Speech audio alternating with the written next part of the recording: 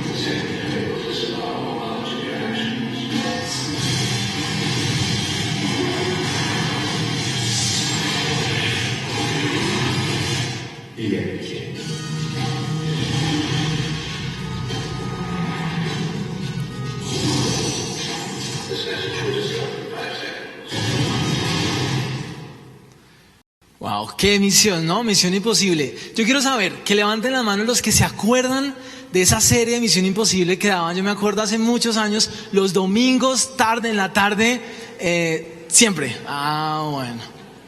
Bueno, ¿y quiénes se han visto la nueva serie o la saga de películas con Tom Cruise?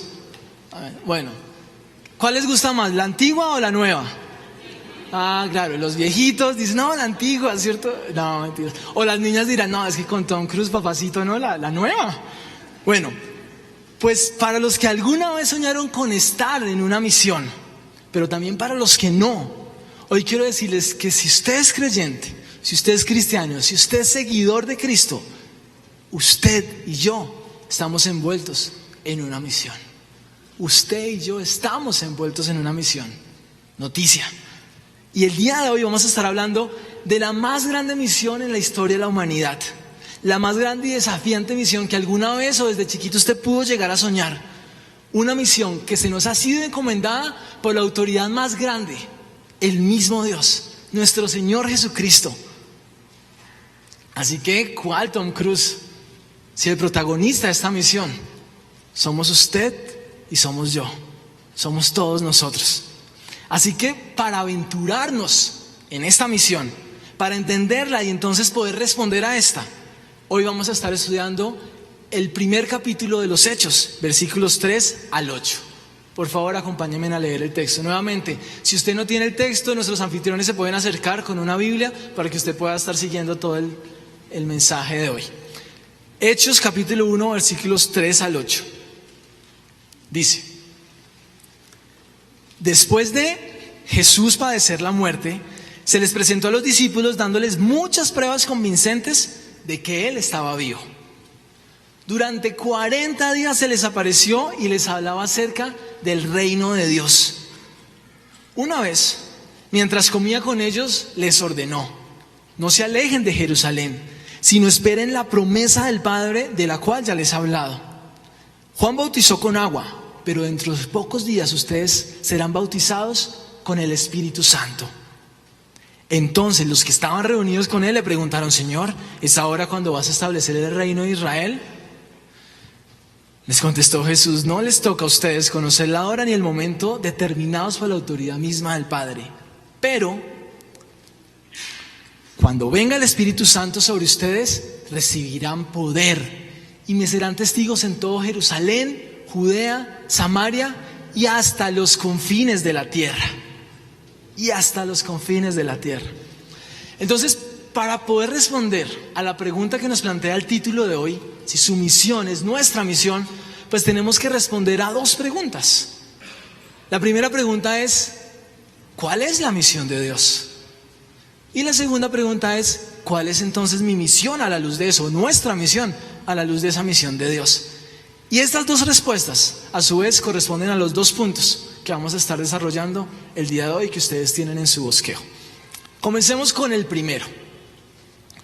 ¿Cuál es la misión de Dios? ¿Cuál es su misión? Dice el texto que Jesús, después de morir, resucita, se le aparece a sus discípulos, se reúne con ellos y que durante 40 días les estuvo hablando acerca del reino de Dios. Y en el versículo 6, que entonces los que estaban reunidos con él le preguntaron: Señor, ¿es ahora cuando vas a establecer el reino de Dios, de Israel? Miren, si nos damos cuenta, el tema que vemos en este pasaje es el reino de Dios. De lo que están hablando es del reino de Dios. Pero al parecer los discípulos todavía no le entendían. Imagínense, Jesús llevaba 40 días hablándoles del reino de Dios. ¿Y cuál es la pregunta con la que salen? O sea que vas a establecer el reino de Israel. No habían comprendido. Y no solo 40 días, Jesús llevaba 3 años caminando con ellos, hablándoles que Él era el reino de Dios, que Él había venido. Y todavía no habían entendido. Así que, como el reino de Dios es tan importante y es el mensaje que abarcan estos pasajes, su misión es establecer su reino. Ustedes pueden escribir ahí en su bosquejo: su misión es establecer su reino. ¿Qué preguntaban los discípulos? Es decir, ¿en qué estaban pensando ellos?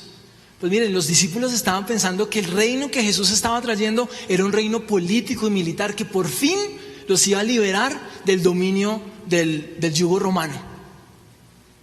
Ellos pensaban que eso se trataba simplemente de una liberación militar del pueblo de Israel. Pero estaban muy equivocados, no habían podido entender. De la misma manera, muchos de nosotros, aún después de ser creyentes de toda la vida, aún después de haber venido a la iglesia por muchos años, podemos seguir sin entender de qué se trata el reino de Dios. ¿Cuál es el propósito de Dios desde el principio de la existencia y de la humanidad? Y de por qué fue que Jesús vino en la tierra. Porque Él vino a establecer su reino. La pregunta que nos surge entonces es: bueno, ¿y entonces qué es el reino de Dios? ¿De qué se trata? ¿De qué se trata? Bueno, pues que existe un reino lleva implícito ¿qué? Que hay un rey, ¿cierto? Bueno, Jesús es el rey de este reino. Jesús es el cumplimiento de lo que los profetas anunciaron, anunciando la venida de un rey libertador. Es de quien Pablo declaró al único y bendito soberano, Rey de reyes y Señor de señores. Miren, toda la palabra, todas las escrituras y en especial los evangelios nos invitan a recibir el reino de Dios y nos llaman a someternos ante su Rey, ante Jesús. Porque recibir a Jesús, porque recibir su mensaje y la obra en la cruz es recibir el reino de Dios. Porque el reino de Dios es la llegada del gobierno de Cristo sobre nuestras vidas. Sobre nuestras vidas. El reino de Dios es el señorío de Cristo sobre nuestras vidas. Jesús es y quiere ser el Señor de nuestras vidas. Él quiere ser nuestro dueño, el que nos gobierna, el que decide. Miren, Él no solo quiere ser nuestra religión, Él quiere ser nuestro Rey. Es por eso que Jesús, ¿se acuerdan del Sermón del Monte? En Mateo 6, le dice a sus discípulos: busquen y vivan primeramente ¿para qué? Para el reino de Dios y su justicia, que lo demás vendrá por añadidura. Él les está diciendo: miren, si ustedes son mis discípulos, si ustedes me siguen a mí, pues entonces vivan primeramente para lo más importante, para el reino de Dios, para mi misión, porque lo demás vendrá por añadidura. Es decir, por lo que vive todo el mundo, por qué comer, con qué vestirnos, dónde vamos a, qué casa vamos a comprar, qué carro vamos a comprar, con qué vamos a comer. Dice, por lo que vive todo el mundo, ese no es el propósito de nuestra vida. Eso es solo la añadidura. Vivan primeramente para mi reino. Así que Dios tiene una misión: establecer su reino. Y a la luz de eso se levantan varias preguntas. La primera es: ¿ya recibiste el reino? Es decir, ¿has recibido a Jesús como Salvador y como Señor? ¿Es Él el dueño, el que dirige y el rey de tu vida? Literalmente, Él es el que manda, Él es el que toma las decisiones en tu vida. Y la segunda es: ¿para qué entonces vamos a vivir nuestra vida? ¿Para nuestros propósitos o para sus propósitos? Miren, la historia de la humanidad, la historia del universo, es la historia de Dios, es su historia. Historia en inglés traduce history. Algunos dicen que es his story, su historia. Una historia con un inicio, la creación y la caída, el clímax, la vida, la muerte y la resurrección de nuestro Señor Jesucristo, y un desenlace, su segunda venida. Él volverá y reinará por siempre. Ahora, durante toda esta historia, lo que Dios está haciendo es estableciendo su reino. La pregunta es: ¿qué es nuestra vida a la luz de toda la historia de la humanidad? Un pequeño puntico. Dentro del puntico que es nuestra vida, que es tu vida a lo largo de la historia, ¿para qué vas a vivir? ¿En qué vas a enfocar tu punto de existencia? ¿En nuestros propios ilimitados intereses y propósitos? ¿O en sus propósitos? ¿Para qué vas a seguir viviendo? ¿Para qué te vas a levantar y nos vamos a levantar cada día de nuestras vidas? ¿Para construir nuestro reino o el suyo? Es por lo anterior que cuando los discípulos le preguntaron a Jesús que cuándo iba a establecer el reino de Israel, Jesús les dice: no les toca a ustedes conocer la hora ni el momento que ya determinó mi Padre. Miren, Jesús lo que le está diciendo es: pregunta equivocada. La pregunta no es cuándo, no se trata de cuándo, sino cómo. El cuándo es asunto de mi Padre, pero el cómo sí se los voy a decir, porque para eso deben vivir. Y entonces la gran comisión es la respuesta que Dios les da acerca de qué es vivir para el reino de Dios. Y entonces se las lanza: pero cuando venga el Espíritu Santo, recibirán poder y serán mis testigos en toda Jerusalén, Judea, Samaria y hasta los confines de la tierra. Porque si establecer su reino es lo más importante, pues Él quiere que también sea lo más importante para nosotros. Y entonces nos muestra la forma como debemos hacerlo. Así que llegamos a nuestro segundo punto: mi misión. Entonces, ¿cuál es mi misión a la luz de la misión de Él, de establecer su reino, de lo cual deberíamos vivir cada uno de nosotros como creyentes? Bueno, pues esta misión que no es una misión imposible, tiene un objetivo. Y el objetivo es testificar de Jesús. Ahí la segunda parte del versículo 8, testificar de Jesús. Y esto va mucho más allá que hablar o enseñar de Él. Miren, un testigo, si vamos a testificar es que hay un testigo. ¿Qué es lo que tenemos que testificar o qué es un testigo? Dice, es aquella persona que presencia o adquiere directo y verdadero conocimiento de algo, un evento, una cosa o una persona. Y por tanto da testimonio de esto. Testifica probando la verdad de un hecho. Así que miren, hay una gran diferencia y Dios no nos llama a hablar o enseñar de Jesús, sino a ser testigos de Jesús. Cualquiera habla, un maestro enseña, pero el testigo cuenta lo que ha visto con sus propios ojos, el testigo cuenta lo que ha vivido. Esto me recuerda la historia de unos amigos. Ellos tienen 2 hijitos, una niña y un niño. Nos cuentan ellos que cuando el chiquito tenía apenas meses, es decir, el chiquito ni siquiera se podía voltear solito, ellos lo pusieron en la cama, ahí en el centro de la cama, y se fueron a la cocina tranquilos porque el chiquito no se iba a voltear.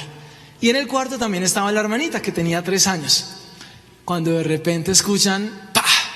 Dijeron ¡ah! El niño. Se fueron corriendo y bueno, y gracias a Dios al niño no le había pasado nada, había caído en sus bracitos y no se había pegado. Pero ellos estaban preocupados, te pegaste, estaban mirando a ver si le había pasado algo al niño. Y la hermanita les dice, no, papito y mamita, yo estoy seguro que a él no le pasó nada. Él no se pegó en la cabeza porque es que yo vi cuando él se cayó y él se volteó así y entonces no se pegó y cayó en sus bracitos. Yo lo vi, yo soy testigo de esto. Bueno, pues ser testigos de Jesús no se trata de testificar de algo que hemos oído, que no sabemos, sino testificar de algo que hemos visto, porque nos hemos encontrado con Dios, porque hemos visto lo que significa el reino de Dios. Entonces testificamos a otros. Tenemos que salir a dar testimonio de lo que Jesús vino a hacer y ha hecho en nuestras vidas, en tu vida.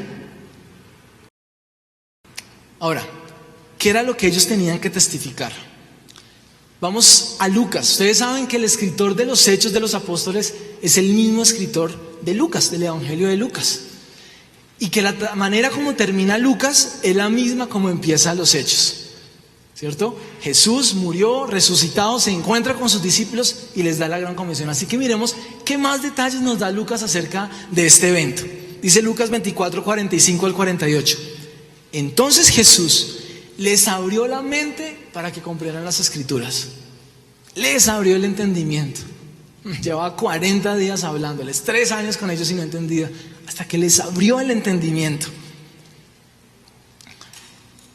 para que comprendieran las Escrituras. Versículo 46, y les dijo, así está escrito, que el Cristo padecería y resucitaría entre los muertos al tercer día, y que en su nombre se predicará el arrepentimiento para el perdón de los pecados a todas las naciones, comenzando desde Jerusalén.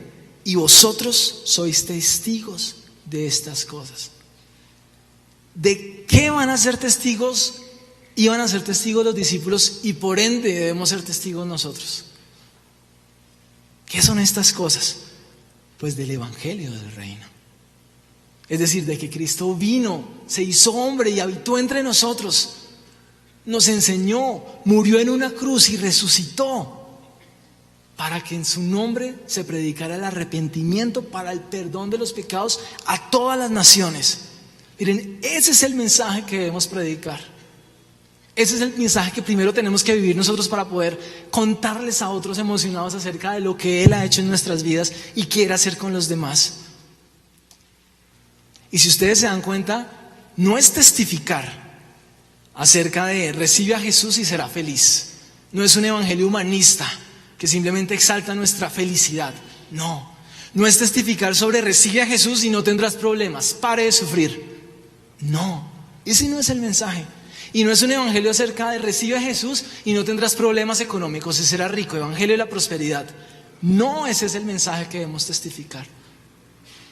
Lo que debemos testificar es de Él, de la cruz, de cómo en ella Dios nos reconcilia con el Padre y nos permite entrar en su reino si nos arrepentimos y entregamos nuestra vida a Él.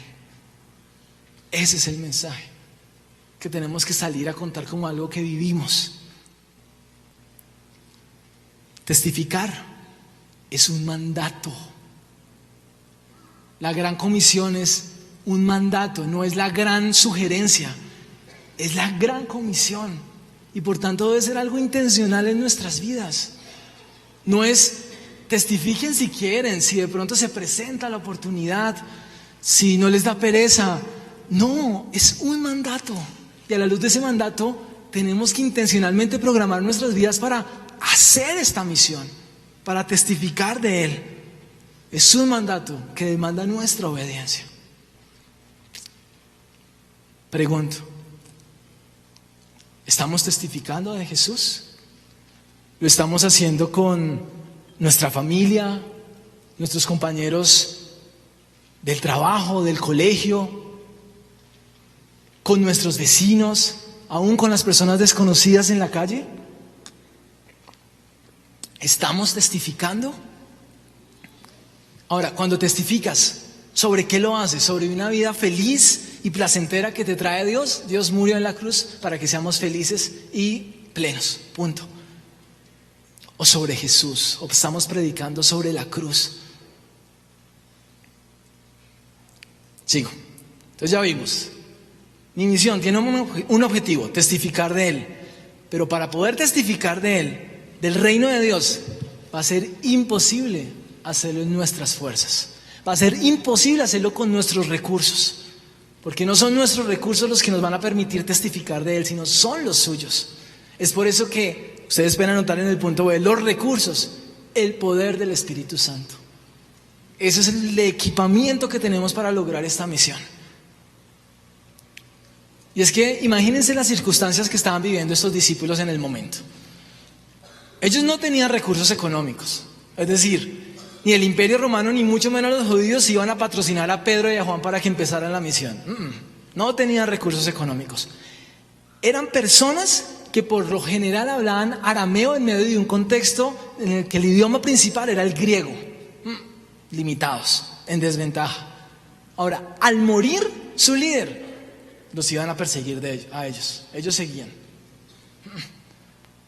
Y por último, no eran los más calificados. Eran un grupo de gente humilde, sin letras, del vulgo. Nadie hubiera reclutado a este grupo de personas para llevar a cabo tan grande misión. Estaban sin recursos, no eran sus recursos con los cuales ellos iban a poder hacer esto. Así que después de la muerte de Jesús, imagínense cómo ellos se sentían. Imagínense, yo digo, se sentían temerosos, tristes, confundidos, desanimados. Su líder había muerto y se les había olvidado la promesa que les había hecho en Juan 14, de que Él les enviaría al Consolador, que el Espíritu de verdad viviría en ellos y que no los dejaría huérfanos. Es por eso que entonces cuando Jesús se encuentra con ellos después de resucitar, les recuerda la promesa que les había hecho. Versículo 4. No se alejen de Jerusalén, sino esperen la promesa del Padre, de la cual yo ya les había hablado. Juan bautizó con agua, pero dentro de pocos días serán bautizados con el Espíritu Santo. Y cuando venga el Espíritu Santo sobre ustedes, entonces recibirán poder y me serán mis testigos. Y es que para poder testificar de Jesús es necesario su misma presencia habitando en nosotros.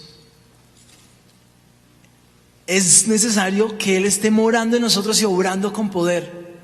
Y eso fue lo que pasó con los discípulos. Y pasaron de ser esos discípulos temerosos a los grandes apóstoles que extendieron el reino y el cristianismo en la primera época. Porque recibieron el Espíritu Santo y permitieron que obrara con poder. Así que de hecho todo el libro de los Hechos, que muchos dicen que debió llamarse en vez de los libros de los Hechos de los Apóstoles, el libro de los Hechos del Espíritu Santo, nos da evidencias de cómo el Evangelio, a través de sus discípulos, que obraron con poder del Espíritu Santo, se esparció por todo el mundo conocido, desde Jerusalén hasta partes en Europa, África y Asia. Así que de la misma manera que los discípulos, y a pesar de que esta misión demanda toda nuestra obediencia, tenemos que entender que no son nuestros recursos, no son nuestras capacidades, ni son nuestras fuerzas las que nos van a permitir ser testigos de Él.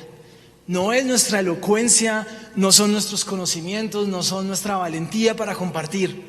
La verdad es que sin su poder no podemos hacer nada. Miren, incluso Pablo, el gran apóstol, el gran misionero, miren lo que dijo en 1 Corintios 2:1-5. Yo mismo, 1 Corintios 2:1-5, yo mismo, hermanos, cuando fui a anunciarles el testimonio de Dios, no lo hice con gran elocuencia y sabiduría. No fueron mis recursos. Me propuse más bien, estando entre ustedes, no saber de cosa alguna, excepto de Jesucristo y de este crucificado. Él compartió el mensaje de la cruz. Es más, me presenté ante ustedes con tanta debilidad que como yo hoy aquí, temblaba de miedo. No les hablé ni les prediqué con palabras sabias y elocuentes, sino con demostración del poder del Espíritu, para que la fe de ustedes no dependiera de la sabiduría humana, sino del poder de Dios. Y es que la historia de la iglesia y de la extensión del reino es la historia de creyentes, de personas ordinarias limitadas como tú y como yo, que al ser obedientes hicieron cosas extraordinarias para Dios a través del Espíritu Santo. Personas como tú y como yo, que al disponerse y obedecer a través del Espíritu Santo. Ahora, ¿cómo es que el Espíritu Santo obra con poder para que podamos ser testigos efectivos? Y es que la palabra poder es la traducción de la palabra en griego dinamis, de donde viene dinamita. Es decir, el Espíritu Santo nos da poder, nos da dinamita. Hace referencia a una capacidad o fuerza sobrenatural, abundante y milagrosa dada por Dios para llevar a cabo algo, para llevar a cabo su obra. Tenemos dinamita para poder llevar y ser testigos de Jesús. ¡Wow! Con poder nos permite testificar. Tengo varias, no me voy a extender por tiempo, pero quiero nombrarles rápidamente 3. La primera, el Espíritu Santo nos guía a las personas a las cuales debemos compartirle. ¿Se acuerdan cuando Pablo estaba en Hechos a través de la región de Frigia y Galacia? Eso es más o menos Hechos 16. Y dice que el Espíritu se le reveló y le dijo: dirígete a la región de Macedonia. Dirígete. Bueno, el Espíritu Santo nos puede decir a dónde dirigirnos. Así que una forma de testificar es orar por las mañanas y decir: Señor, hoy llévame a las personas que tú quieres que yo les comporte. Dirígeme a esas personas que están sedientos de ti, que te necesitan. Y entonces poder ser efectivos. Él nos ayuda. Otra forma como el Espíritu Santo nos capacita y con poder nos permite testificar es dándonos valentía y coraje. ¿Se acuerdan cuántas veces Pablo, aún en medio de la persecución y la presión, testificaba con poder y con denuedo? Porque el Evangelio porque él no se avergonzaba del Evangelio, porque el Evangelio es poder de Dios. Bueno, el Espíritu Santo nos hace que no nos avergoncemos del Evangelio y a pesar de las dificultades del rechazo podamos valientemente testificar. Eso es obra del Espíritu Santo. Y la tercera manera, entre otras, y para mí una de las más evidentes, es que el Espíritu Santo obra en el corazón de a quienes le compartimos. Yo no sé si a ustedes les pasa o les ha pasado, a mí me pasó muchas veces. Al principio, cuando yo trataba de compartir y testificar a otros, yo me sentía tratando de convencer a la gente de su pecado, diciéndoles: es que tú estás alejado de Dios, es que estás separado de Dios, es que eres un pecador. Y me sentía convenciéndole, hasta dándole bibliazos a la gente para que me creyera. Cuán errado estaba al enterarme que ese no es nuestro papel. Nuestro papel no es convencer a nadie, nuestro papel es testificar, pero el papel de convencer es del Espíritu Santo. Dice Juan 16, 7, 8, que cuando el Espíritu venga, Él convencerá al mundo de pecado, justicia y de juicio. Él es el que convence, no somos nosotros. ¡Wow! ¡Qué descanso! Es su poder. Él es el que convence. Hago preguntas alrededor de esto. Podemos reconocer que no son nuestros recursos, es decir, ni nuestra elocuencia, ni nuestra capacidad, ni conocimientos, ni valentía, la que va a hacer que la gente reciba el reino de Dios. Entendemos que nuestro papel no es convencer a la gente de su pecado y del cristianismo, sino testificar de Jesús dependiendo del Espíritu Santo. ¿Estamos llenos del Espíritu Santo?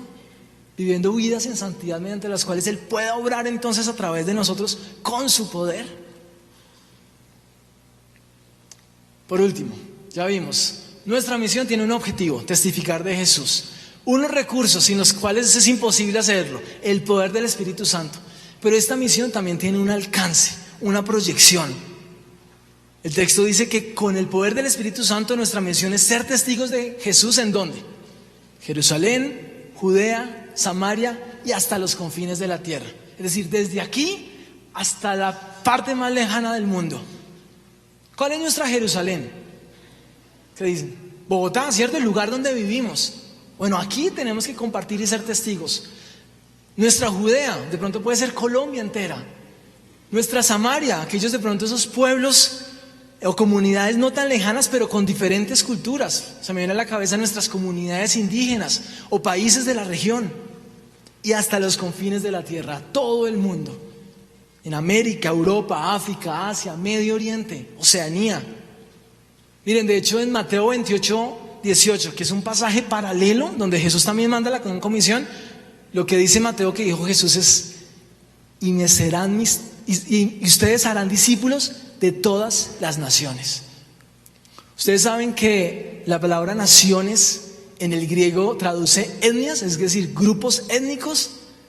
Dios está pensando mucho más allá de los países limitados geográficamente como nosotros los tenemos pensado, sino en cada grupo étnico del mundo. ¿Sabían ustedes que hay más de 24,000 grupos étnicos alrededor del mundo? 24,000 grupos étnicos alrededor de todo el mundo. Bueno, pues Dios quiere que cada uno de esos grupos étnicos tenga la oportunidad de conocerle. Tenga la oportunidad de conocerle. Y esa, mis queridos amigos y hermanos, es nuestra misión. Es la responsabilidad de la iglesia. Es tu responsabilidad. Ahora, muchos al leer este texto de Hechos dicen: sí, pero es que la misión es gradual. Es decir, primero Hechos primero Jerusalén y hasta que toda nuestra Bogotá esté completa, y sí nos movemos a otras partes de Colombia. Y cuando ya toda Colombia sea creyente, ahí sí nos movemos a Latinoamérica. Y después ahí sí llegamos a pensar en otras naciones. Pues no, el mandato no es gradual, sino es simultáneo. Es decir, he escuchado a muchos cristianos y aún pastores que cuando un misionero sale a otra cultura, a otro lugar, los he escuchado decir: pero ¿por qué te vas allá cuando aquí hay tanta necesidad? Pero ¿por qué irse a los indígenas si aquí nomás en Cazucá, aquí hay tanta necesidad? ¿Por qué irse? ¿Por qué irse a África, Asia? Colombia tiene tanta necesidad, ¿por qué movernos? Bueno, porque es el corazón de Dios y porque la misión es simultánea. Es decir, ¿qué hubiera sido de muchos de nosotros si los Bidulf, la pareja que fundó esta iglesia, hubieran dicho: no, pero ¿para qué irnos a Colombia si aquí en Estados Unidos todavía hay tanta necesidad?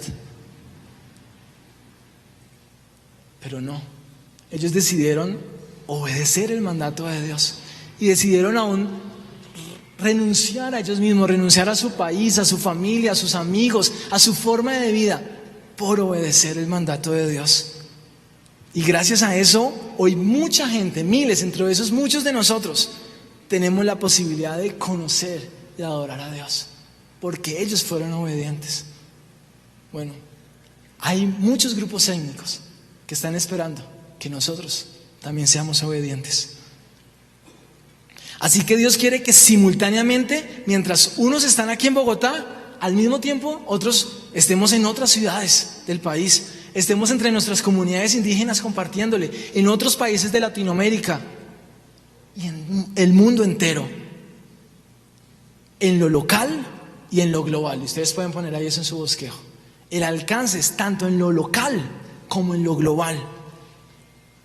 Pero ¿quién decide dónde? No somos nosotros, sino Él. Nosotros no somos los que decidimos dónde, es Él. Es decir, como creyentes no nos pertenecemos a nosotros mismos, no somos nosotros los dueños de nuestra vida, sino Él es el Señor de nuestras vidas. Él nos compró con su sangre. ¿Se acuerdan el reino de Dios? Su señorío sobre nuestras vidas. Él es el que ahora manda. Nosotros no somos los que le decimos: bueno, Señor, yo te voy a servir, es bueno, me voy a poner a servir, pero yo decido cómo y en dónde.